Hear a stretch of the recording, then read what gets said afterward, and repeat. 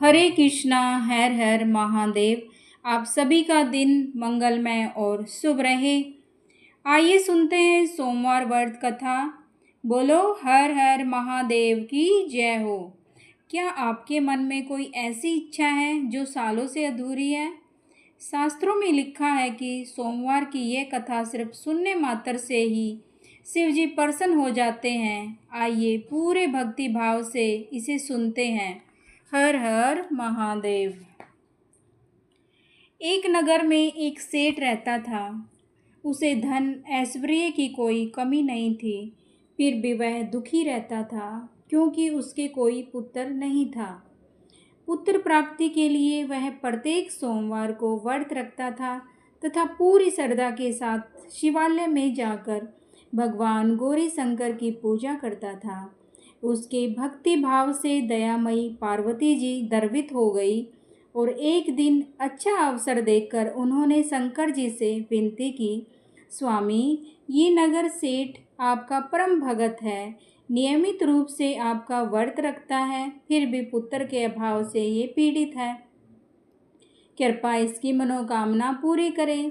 दयालु पार्वती की ऐसी इच्छा को सुनकर भगवान शंकर ने कहा, पार्वती, ये संसार कर्म भूमि है, इसमें जो जैसा करता है वह वैसा ही भरता है। इस साहूकार के भाग्य में पुत्र सुख नहीं है।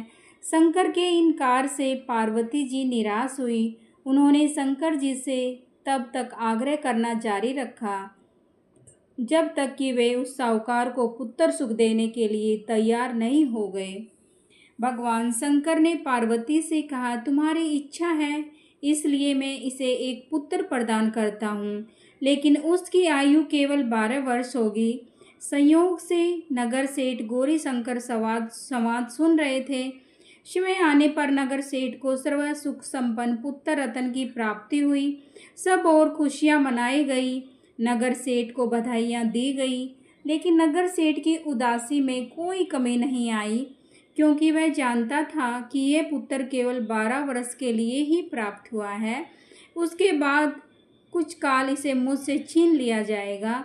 इतने पर भी सेठ ने सोमवार का व्रत और गौरी शंकर का पूजन हवन यथाविधि पहले की तरह ही जारी रखा। जब बालक 11 वर्ष का हो गया तो वह पूर्ण युवा जैसा लगने लगा। फल सभी चाहने लगे कि उसका विवाह कर दिया जाए। नगर सेठानी का भी यही आग्रह था, किंतु नगर सेठ पुत्र के विवाह को तैयार नहीं हुआ। उसने अपने साले को बुलवाकर आदेश दिया कि वह पर्याप्त धन लेकर पुत्र सहित काशी के लिए कूच करे और रास्ते में भजन तथा दान दक्षिणा देता हुआ काशी पहुंचकर सर्व विद्या में पूर्ण का प्रयास करे। मामा भांजे काशी के लिए रवाना हुए। हर पड़ाव पर वे यज्ञ करते हुए ब्राह्मणों को भोजन कराते और दान दक्षिणा देकर दिनहीनों के संतुष्ट करते। इसी प्रकार वह काशी की ओर बढ़ रहे थे। एक नगर में उनका पड़ाव पड़ा था और उस दिन उस नगर में राजा की कन्या का विवाह था। बारात आ चुकी थी, किंतु वर पक्ष वाले भयभीत थे, क्योंकि उनका वर एक आंख से काना था। उन्हें एक सुंदर युवक की आवश्यकता थी। गुप्तचरों से राजा को जब सेठ के पुत्र के रूप की गुण की चर्चा का पता चला तो उन्होंने विवाह के पूरा होने तक लड़का यदि दूल्हा बना रहेगा तो वे दोनों को बहुत धन देंगे और उनका एहसान मानेंगे। नगर सेठ का लड़का इस बात के लिए राजी हो गया। कन्या पक्ष के लोगों ने राजा की पुत्री के भाग्य की बहुत सराहना की और उसे इतना सुंदर वर मिला है। जब सेठ का पुत्र विदा होने लगा तो उसने राजा की पुत्री की चुनरी पर लिख दिया कि तुम्हारा विवाह तो मेरे साथ हुआ था। मैं राजा का लड़का न होकर नगर सेठ का पुत्र हूँ और विद्या अध्ययन के लिए काशी जा रहा हूँ। राजा का लड़का तो काना है। राजा की लड़की ने अपनी चुनरी पर कुछ लिखा हुआ देखा तो उसे पढ़ा और विदा के समय काने लड़के के साथ जाने से इनकार कर दिया। फलत राजा की बारात खाली हाथ लौट गई।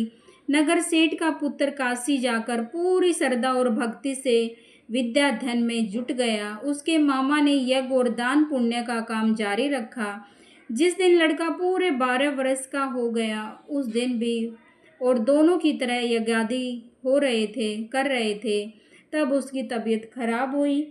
वह भवन के अंदर कमरे में आकर लेट गया। थोड़ी देर में मामा पूजन करने को उसे लेने आया तो उसे मरा देखा तो उसे अत्यंत दुख हुआ और वह बेहोश हो गया। जब उसे होश आया तो उसने सोचा कि यदि मैं रोया और चिल्लाया तो पूजन में विघ्न पड़ेगा, ब्राह्मण लोग भोजन त्याग कर चले जाएंगे। अतः उसने धैर्य धारण कर समस्त कार्य निपटाया और उसके बाद जो उसके रोना शुरू किया तो उसे सुनकर सभी के हृदय विदृढ़ होने लगा। सौभाग्य से उसी समय उसी रास्ते से गौरी शंकर जा रहे थे। गौरी के कानों में वह करुण कुंद्रा पहुंचा तो उनका वात्सल्य से पूर्ण हृदय करुणा से भर गया। ये स्थिति का ज्ञान होने पर उन्होंने शंकर भगवान से आग्रह किया कि वे बालक को पुनः जीवन प्रदान करें। शंकर भगवान को पार्वती जी की प्रार्थना स्वीकार करनी पड़ी। नगर सेठ का इकलौता लाल पुनः जीवित हो गया। शिक्षा समाप्त हो चुकी थी। मामा भांजे दोनों वापस अपने नगर के लिए रवाना हुए। रास्ते में पहले की तरह दान दक्षिणा देते हुए उसी नगर में पहुंचे जहां राजा की कन्या के साथ लड़की का विवाह हुआ था। तो ससुर ने लड़के को पहचान लिया, अत्यंत आदर और सत्कार के साथ उसे महल में ले गया और शुभ मुहूर्त निकाल कर जमाता को पूर्ण दहेज के साथ विदा किया। नगर सेठ का लड़का पत्नी के साथ जब अपने घर पहुंचा तो पिता को यकीन नहीं हुआ। लड़के के माता पिता अपनी हवेली की छत पर चढ़े बैठे थे। उनकी प्रतिज्ञा थी कि वहां से तभी उतरेंगे जब उनका लड़का स्वयं अपने हाथ से उन्हें नीचे उतारेगा, वरना ऊपर से ही वो लोग छलांग लगाकर आत्महत्या कर लेंगे। पुत्र अपनी पत्नी के साथ हवेली की छत पर गया। जाकर माँ बाप के सप्तनिक चरण स्पर्श किए और पुत्र वधू को देखकर नगर सेठ और सेठानी को अत्यंत ही हर्ष और उल्लास हुआ। सबने मिलकर उत्सव मनाया। हर हर महादेव। माता पार्वती की जय हो।